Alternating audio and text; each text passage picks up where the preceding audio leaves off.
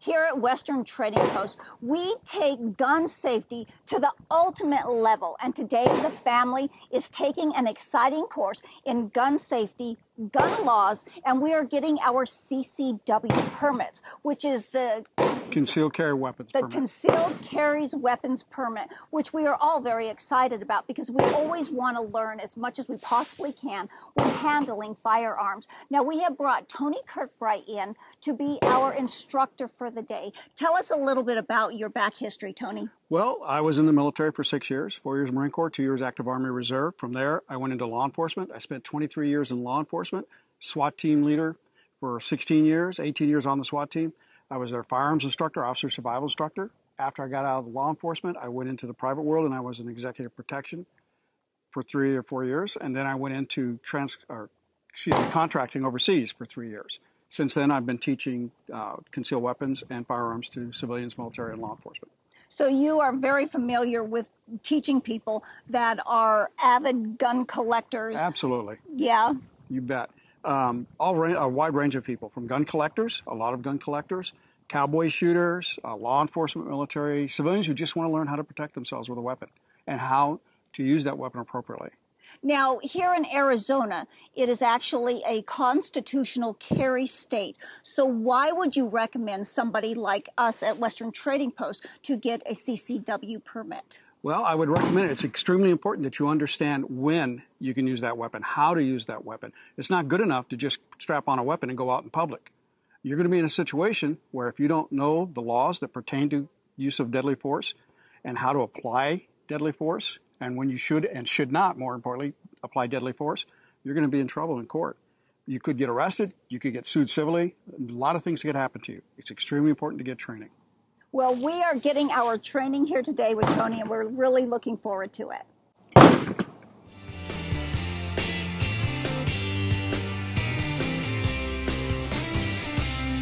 All right. Welcome to Specialized Training and Consulting, our concealed weapons course. What we're going to do today is we're going to cover the issues that are important to you as a CCW carrier. I'm going to emphasize safety. I'm going to emphasize the laws that pertain to this, how to utilize those laws, and how to be familiar enough with them so that any situation you get into, you're going to know what to do. We're going to cover the weapons, the different type of weapons, and the safety with those weapons. Okay. All right. We're going to start off with, why do I need a CCW? This is a constitutional carry state. I don't need a CCW. I can go out there with a weapon, open, concealed, whatever, and just carry it. The problem is, when you go to court, are you going to be able to articulate why you were justified in using that weapon?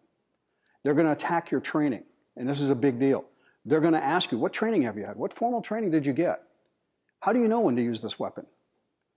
They're going to ask you all kinds of technical questions on the law, and if you answer those questions, perhaps not wrong, but not the way that would present yourself well in court, the jury could look at you and think, well, they don't really know what they're doing. It just takes 5 out of 9 jurors to say, I don't really think you knew what you were doing. And for civil penalties, you're not going to go to jail. They're going to take everything you own for the rest of your life. They could take your business. They could take your income. They can do all kinds of things to you that would definitely impact your life. And that's why it's important to have that CCW training to back you up in court. Where we want to go now in the class is I want to talk about general safety with the weapons, okay? As you'll see in your books, what I would like you to remember at all times are the 3 human safety factors. The first one is finger off the trigger. Let me show you what that means. This weapon is safe. There's no rounds in it, no magazine. Okay? What does that mean, finger off the trigger? Okay? This is what I typically see on the range. I see a lot of this, but I see a lot of this. This is where most people put their finger, right? This is not safe. This is incredibly dangerous. This is safe. Now, I'll explain what I mean. I don't pretend to be a medical expert. Okay, I'm not going to try to say that I am, but I do understand certain basic principles. When you put your finger here, and you think your finger's off the trigger, I've had students and police officers argue, my finger is off the trigger, because I keep telling them, get your finger off the trigger. It is off the trigger. No, it's not. Think about when you've ever been startled in the movies. Something happens, a backfire, you didn't expect it. And what does your body do when that happens? You clench, you contract, right? So what happens is when you put your finger here and something happens, your finger will contract right to that trigger. And that's why there are negligent discharges. The second one is precise and controlled fire. What that means is every time I point that weapon, I know exactly where that bullet's going to go. Precisely. In my training, I know exactly where that bullet's going to go, where I intend it to go. And I control this weapon. Police officers on routine, in my department, I pointed a gun at somebody almost daily in the city I worked in. Daily. Why? There are bad guys out there. There are situations that you get into, you don't know if that person's armed. You point your weapon at them. Did I want to kill that person? No. No, not at all. But I wanted to be prepared in case something happened. And I was justified in doing that. And number 3, incredibly important, proper loading and unloading. How many people have been shot or shot somebody else loading their weapon? Or unloading their weapon? It is the most dangerous time for most people. Have you been out to the range in Casa Grande? How many bullet holes do you see in the awnings, on the poles, on the tables? You see a lot. You've never paid attention, have you? No, next time you go out there, you look. It will shock you.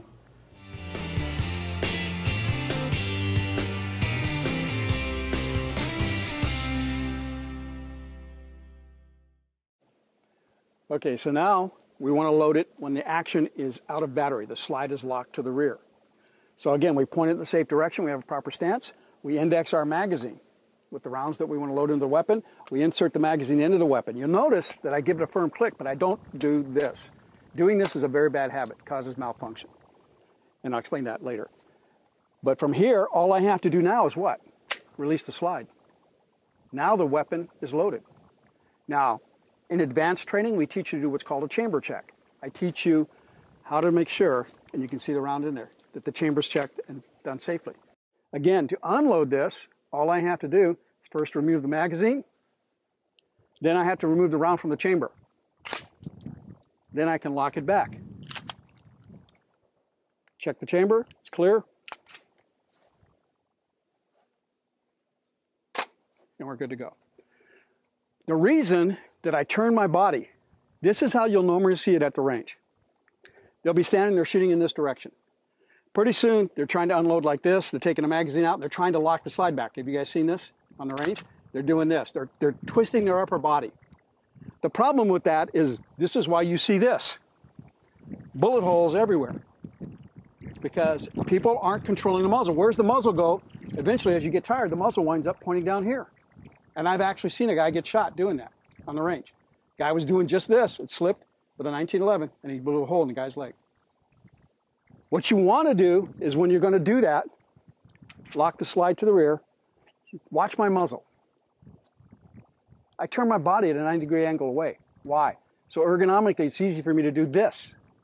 Then I can reach over the top, lock the slide open, and rotate. Now, on film, you'll see that. The muzzle never left the target. So I didn't endanger anybody standing around me. And that's one of the biggest problems on ranges. It scares the hell out of me. I always go to the right side because most people are right-handed, and they're doing this. And you wind up with holes everywhere. And that's why I turn my body. Make your body work for you so it's safe. Okay? And I'll tell you, when you get into a real shooting, that scanning is critical. Always look for the next threat. You don't know where that next threat is.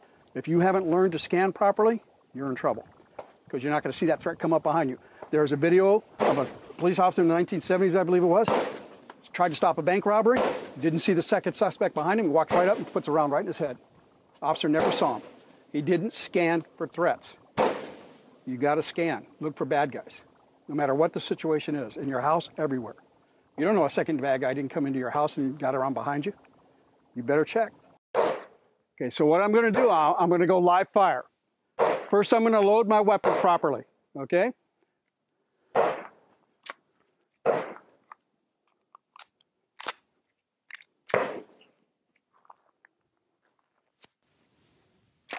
So now my weapon's loaded, ready to go to combat. That's how you load it. Now, what I'm going to demonstrate now, just for the benefit of where you want to be in the future. We call this the cold drill. Is everybody ready?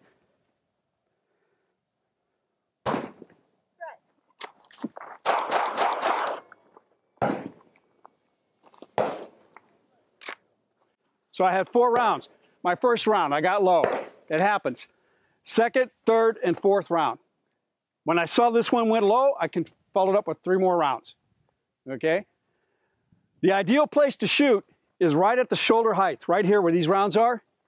Not here. I hit them in the heart, but that's not what I want to achieve because that doesn't necessarily stop them. Have you ever been hit in the throat? If you get hit in the throat, you stop everything. You see this gun? I put one right down the center of the gun. That's what your eyes will focus on. If you train to shoot here, you're going to have to stop looking at this, point your barrel down, and engage down here. If that's where you're trained to shoot. Threat. Step. Scan. Look for threats. Holster your weapon. Okay. Threat. Step. Step. There you go. Ah, don't lower it. You see what he just did? Don't lower your weapon. You do that in combat, you die. Ah, now that's what I'm talking about. Right between the eyes. Good job. Right in the throat. Nice.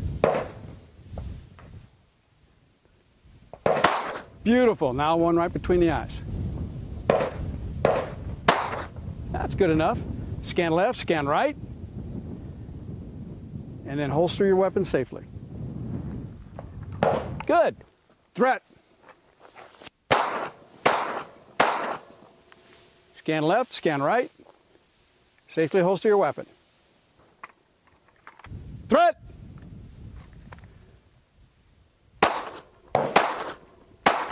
Scan left, scan right. And holster your weapon safely. Ah, better, better, better.